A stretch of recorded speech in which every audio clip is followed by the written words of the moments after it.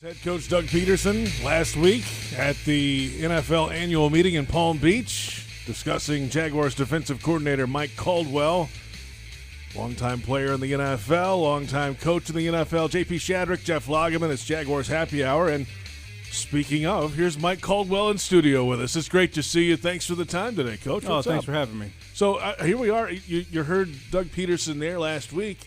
You've known this guy for a long time, played together in the league, and now finally get to be on a staff with him again. You were with him in Philadelphia. How has it been the first few months settling in as a coaching staff here together?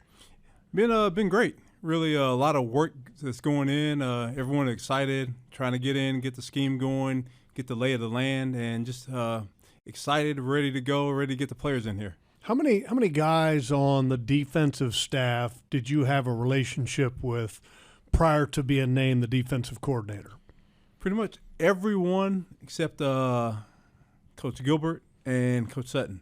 Everyone else knew those guys from whether it was from Arizona or Philadelphia or even Tampa Bay. So the staff has really came together pretty good, and we're in there, we're grinding it out, and just ready to go. Now, what is it? I think next week the players are allowed to be in. You guys aren't allowed to put your hands on them just yet. But how nice will that be? Because when you coach, you got to have players, and so now the players will finally be coming in here in about a week or so. Yeah, it's off-season is strange. You can meet the guys, but you're unable to coach the guys. And I consider coaches teachers. So it's hard to be a teacher when you have no one to teach. So we're teaching and bouncing things off each other now, and real excited, ready to get the players in here so we can let them have it and understand and see what they grasp and what they don't, then get it to them another way. Yeah, that's the thing. Mike Caldwell with us, the Jaguars defensive coordinator here on Jaguars Happy Hour. You can have a defensive scheme in mind, a plan, put some things in, but then if the players and the personnel have a different way of doing it or can't, or have different things, you have to adjust on the fly. That's what this offseason is about, figuring out what your players do best, right? Exactly. That's where the camps come in. As soon as we can get there and get them out, able to run around and go against the offense, now we can actually see what guys can do. And I'm a big believer of if you can do it well, let them do that. Don't ask them to do something they don't do well. So I need to find out what everyone can do well, and we'll scheme it around their ability.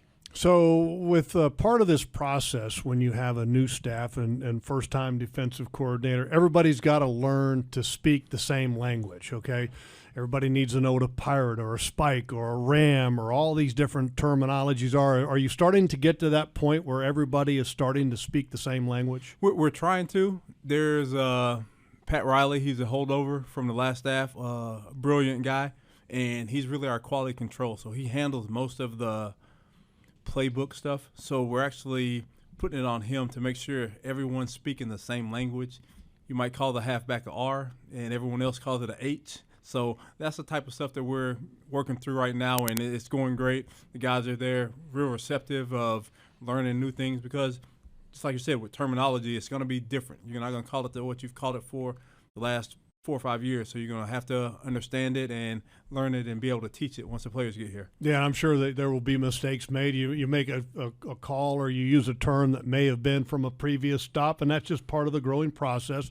But one of the parts of the process that I'm excited about was I had the opportunity to watch the film of the guys that you acquired in free agency, and want to start with Aluakan, the linebacker from the Atlanta Falcons, and I know that that's a position that you hold near and dear to your heart. And when I turned the film on, watching him, what I loved about him, downhill linebacker that's decisive, and he's got a great motor, but he's got the conditioning to support that motor.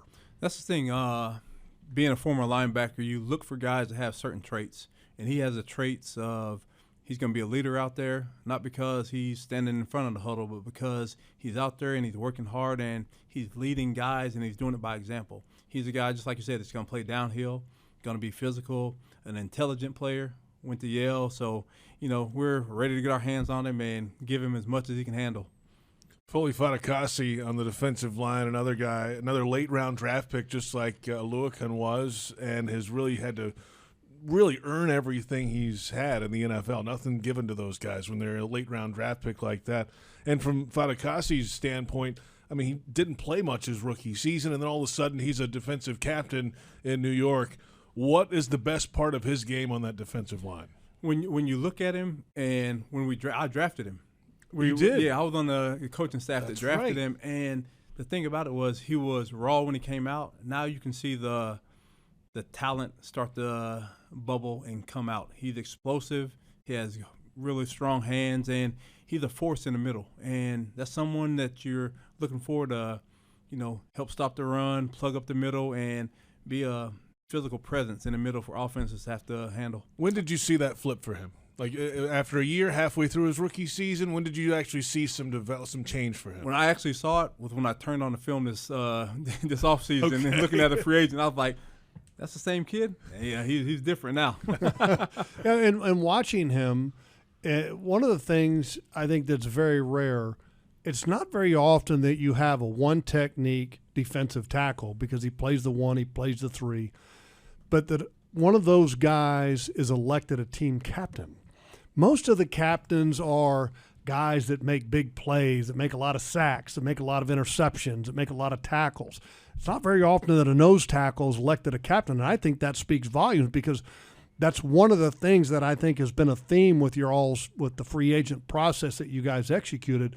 You got a lot of captains. How important was that to your football team? I think it's really important. It just goes to the type of player he is and the type of person he is. He is a guy that is going to be respected, and you get respected by doing your job well and doing it and pulling others along, and that's what leaders do. And he's with the captain there, and we're looking for that same leadership to come here and infuse with the other guys that we have in the defensive line room. All right, so Darius Williams, another guy that you were able to get in free agency, a local guy, yes. Okay, coming home. How excited was he to have the opportunity to come home and to come here and play for the Jacksonville Jaguars? Well, it's always exciting to come home and play in a stadium that you grew up watching the team play in, or you're watching them on TV, but he actually gets to come home and play here be a part of the Jacksonville team. So that's the most important thing for him. He was excited, his family's excited, and to be able to go out and play in front of your kids you grew up with, your family that you've seen, and they can get to the game easily. So that's exciting for him, and we're excited to have him. He's a guy that brings a lot of energy, one that can go out there and make plays for us, and he's a homeboy. So it helps a lot.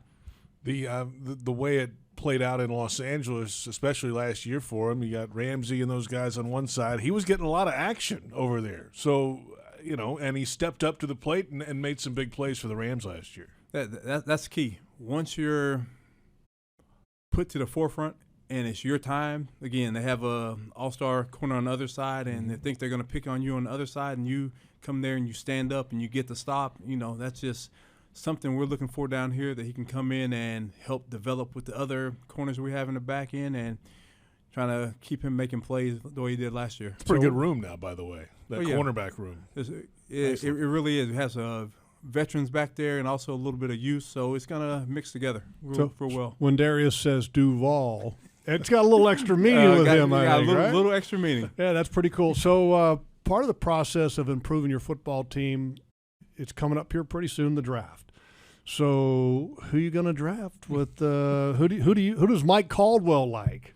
Well, right now I'm in the lab along with Trent, with Doug, the defense staff. We're in there trying to understand who would be the best fit for us, and we're going to go out there and get the best player, and whoever that may be, we'll be excited for him, and he'll be a Jag, and we'll go out there and we're going to expect big things from him. That's cool. It's a balance. It's a challenge right now. You're balancing building a scheme on defense, and then all the free agency stuff. It never really ends, but the big first couple of waves are done now, and then the draft, all that's working at the same time.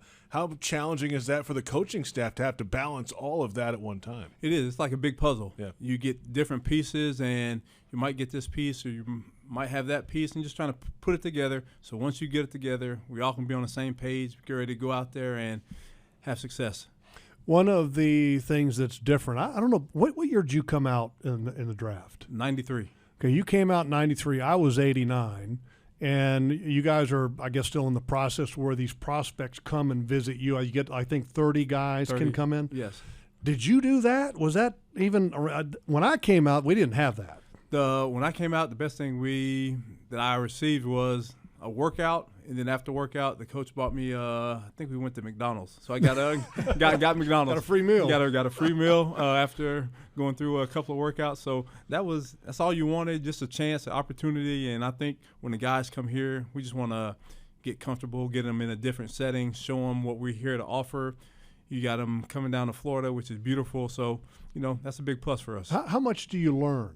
I mean, when you get a prospect to come in and spend some time with you like that, how much can you learn? Do you get a little better feel for the individual and the personality, and does it fit in that short amount of time, or is it just part of the puzzle? Really, once you get them in, when they come to the combine, you get them for 15 minutes. The agent can kind of prep them for everything.